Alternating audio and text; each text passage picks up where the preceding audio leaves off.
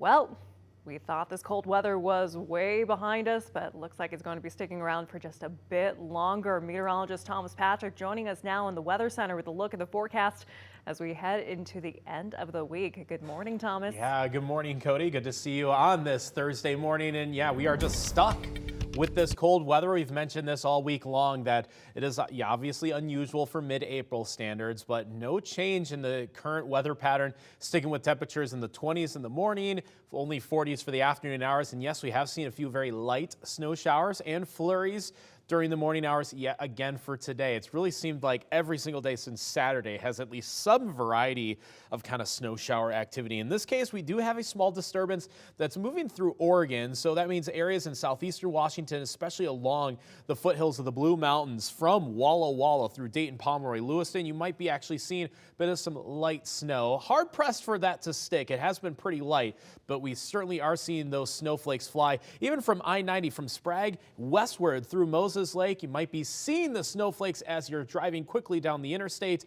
but it doesn't look like it is sticking to the roadways as of this morning. Bit of a wind out there, making for a wind chill factor mainly in the teens, especially from Spokane, Coeur d'Alene, and northward. So again, very chilly this morning. Few snow showers out there. By the afternoon, not much change since yesterday with a high of 44 in Spokane. Areas in the Palouse might only be mid to upper 30s for this afternoon. So still dealing with the cold weather for this Thursday, but I do have some small relief in store by the time we get to Easter Sunday. If you're heading out the door this evening, you might need to take a different route if you use Euclid Avenue. Euclid will be closed between Market and Freya starting today at 10 p.m. and will remain closed until tomorrow morning at 4. The temporary closure comes as part of the North Spokane Corridor project, which includes the overcrossing at Euclid Avenue.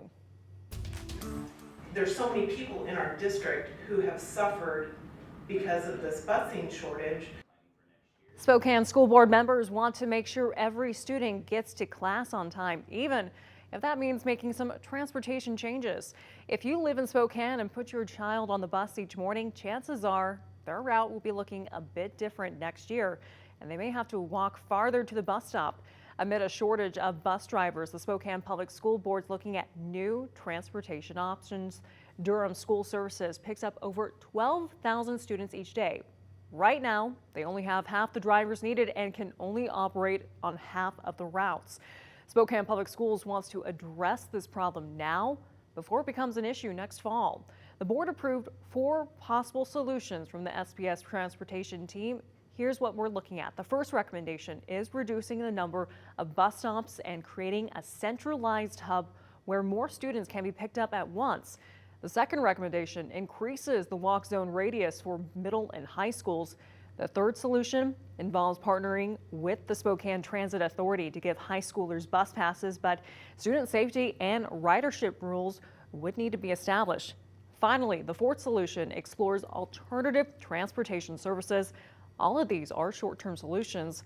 The district's contract with Durham School Services ends next school year.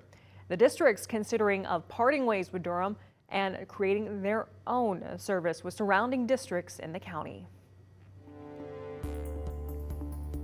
A major announcement from the Washington Board of Health. The board voted not to require the COVID vaccine for K through 12 students, at least not yet. Earlier this year, a state advisory board recommended against requiring the vaccine in a 7-6 vote. After extensive discussion, the Board of Health decided the repercussions of requiring the vaccine for kids were too great.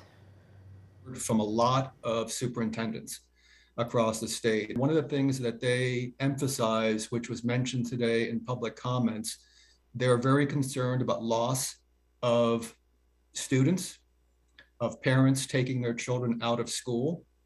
And whether this is real or not, irrespective, that is a logistical concern that they have, and I think we have to honor that.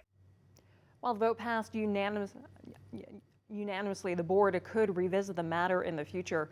According to the Washington State Department of Health, 36% of children between the ages of 5 and 11 started the vaccination process, with close to 32% being fully vaccinated. For kids between 12 and 15, 55% are fully vaccinated and 39% have received a booster.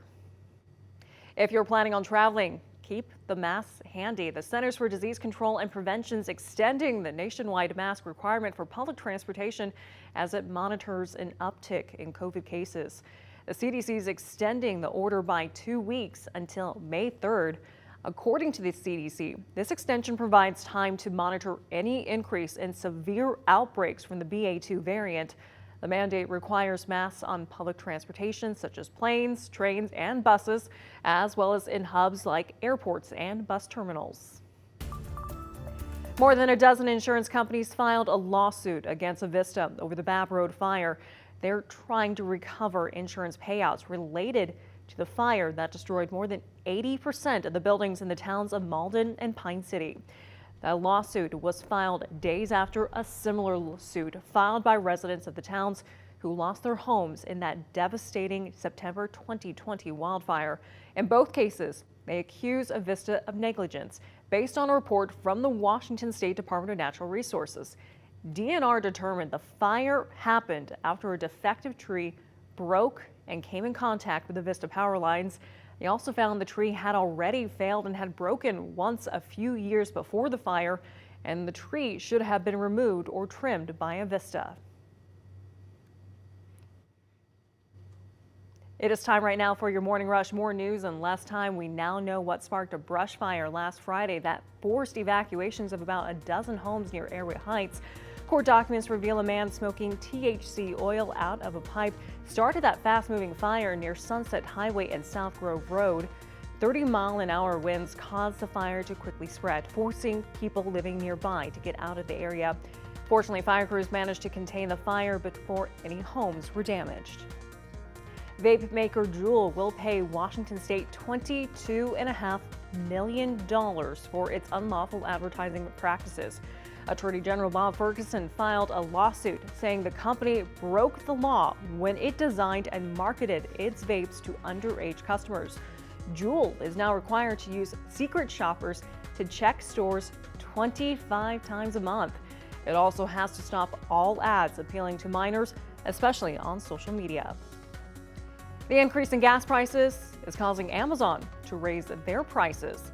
Amazon will be adding a 5% fuel and inflation surcharge. A fee applies to third-party sellers who use the company's fulfillment service where Amazon stocks and ships merchandise for sellers. It's set to take effect in about 2 weeks. The price of caring for your baby also going up with the rise of inflation. A Seattle family nonprofit says the demand of essentials such as diapers and formula rose at the beginning of the pandemic. The cost of diapers went up 12% in the past 2 years. New numbers from a data assembly show the higher prices are also leading to a formula shortage. Last week, Washington was one of 7 states with an out-of-stock percentage higher than 40%. And Central Valley standout Dylan Darling headed to Washington State University. During National Signing Day yesterday, he signed with the men's basketball team. Darling broke most Greater Spokane League records during his time at Central Valley. He averaged 35.6 points per game in league play. He also broke the single game scoring record for 58 points against North Central. And that's a look at your Morning Rush.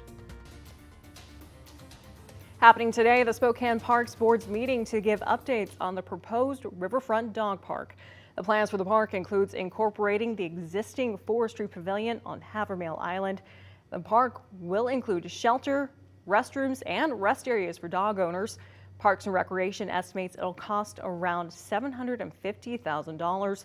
The Spokane Humane Society donated $250,000 towards the construction of the park. The community is invited to share their thoughts on what they want the park to look like. That survey, by the way, is open through tomorrow. A 9-year effort achieved as Fairchild Air Force Base announced the groundbreaking for the Spokane Regional Indoor Small Arms Range Partnership.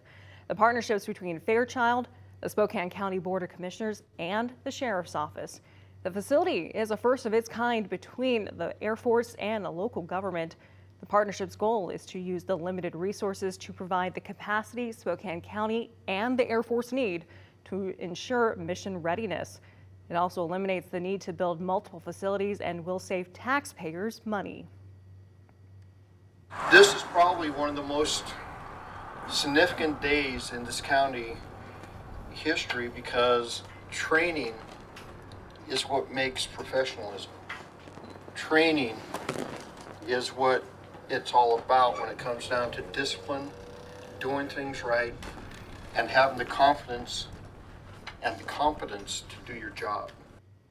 The firing range will consist of 21 lanes and include classrooms, offices, and an armory on site.